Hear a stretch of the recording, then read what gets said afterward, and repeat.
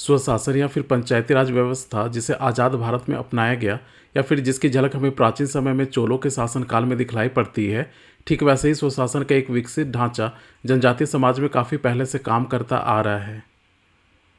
आज हम इसी जनजातीय शासन व्यवस्था की कड़ी में मुंडा शासन व्यवस्था के बारे में चर्चा करेंगे। मुंडा झारखंड की तीसरी सबसे बड़ी जनजाति है। इनका मुख्य जमाव रांची, खूंटी, गुमला और सिमडेगा जैसे जिलों में है, खास करके छोटा नागपुर पठार के पूर्वी भाग में। प्रजाति की बात करें तो ये प्रोटो ऑस्ट्रोलाइड समूह में आते हैं और इनकी भाषा मुंडारी ऑस्ट्रो एशियाटिक समूह में आती है। मुंडा शासन व्यवस्था का प्रशासनिक ढांचा त्रिस्तरीय होता था। एक गांव पर ग्राम पंचायत, 5 से 9 गांव पर पट्टी पंचायत और 10 से 20 गांव पर पढ़ा पंचायत। इस तरह गांव, पट्टी और पढ़ा प्रशासन के 3 स्तर थे। पहला, ग्राम पंचायत। प्रत्येक मुंडा गांव में एक ग्राम पंचायत होती थी। इसमें गांव के बुजुर्ग सदस्य शामिल होते थे और ये आपस में ही गांव का मुखिया चुनते थे, जिसे मुंडा कहा जाता था। मुंडा गांव का प्रधान होता था। यह ग्राम सभा की बैठकों की अध्यक्षता करता था।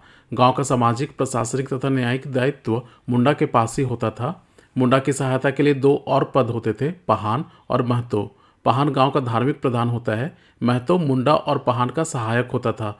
इसका मुख्य काम गांव की बैठकों या नियमों की सूचना गांव के लोगों तक पहुंचाने का था। पहान और महतो को उनकी सेवाओं के बदले गांव की कुछ भूमि आवंटित की जाती थी, जिसे पहनई और महतोई भूमि के नाम से जाना जाता है। दूसरा, पट्टी पंचायत। कई गांव को मिलाकर एक पट्टी बनाया जाता था। एक पट्टी में 5 से 10 गांव आते हैं। रांची और खूंटी जिला में 10 से 12 मुंडारी गांव को मिलाकर एक पट्टी बनता है। मानकी का काम अपने पट्टी के गांव में उठने वाले जमीन संबंधी तथा अन्य विवादों को सुलझाना है। मानकी के अधिकार क्षेत्र को मानकी यारी कहते हैं। पश्चिम सिंहभूम में मानकी को पीड़ प्रधान के नाम से जाना जाता है। शासन का तीसरा स्तर पढ़ा पंचायत के नाम से जाना जाता है। गांवों की संख्या के हिसाब से इनमें 5 से लेकर 20 या 21 गांव शामिल होते थे। पट्टियों के प्रमुख मानकियों में से एक व्यक्ति को पढ़ा पंचायत का प्रमुख चुन लिया जाता था, जिसे पढ़ा राजा कहा जाता था। पढ़ा राजा पूरे समुदाय का सामाजिक और राजनीतिक प्रधान होता था। यह सर्वोच्च न्यायपालिका, कार्यपालिका और विधायिका माना जाता था और इसका निर्णय अंतिम होता था। प्रत्येक पढ़ा का नामकरण उस गांव के नाम पर होता था जिस गांव में पढ़ा राजा रहता था। पढ़ा राजा के सहयोग के लिए कई अधिकारी रहते थे, जैसे दीवान, पांडे, कर्ता, लाल, दरोगा या कोतवाल, पहान, साकोम हिरनी, चारी चाटी और पान खवास। पढ़ा पंचायतों का कार्य क्षेत्र व्यापक था। फरियादी अपना मुकदमा गांव के मुंडा या पहान के मार्फत पढ़ा राजा के समक्ष रखता था। खास करके गंभीर मामले जैसे सीमा विवाद जैसे मसले यहाँ रखे जाते थे।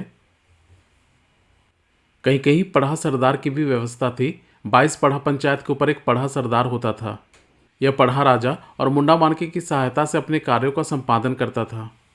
मुंडा शासन व्यवस्था की प्रमुख विशेषताएं इस प्रकार हैं। शासन के तीनों स्तर के प्रमुख पदों के लिए चुनाव की व्यवस्था थी, इसलिए इसे एक लोकतांत्रिक व्यवस्था कहा जाता है।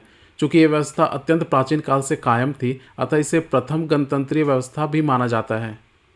मुंडा, मानकी और पढ़ा राजा को किसी भी प्रकार का कोई वेतन, भत्ता या राजस्व नहीं मिलता था। इस आधार पर इसे राज व्यवस्था न कहकर सामाजिक सहकारी व्यवस्था भी कहा जाता है। यहाँ वे अपने समुदाय के हित के लिए बिना किसी स्वार्थ के अपनी जिम्मेदारियों का निर्वहन करते थे।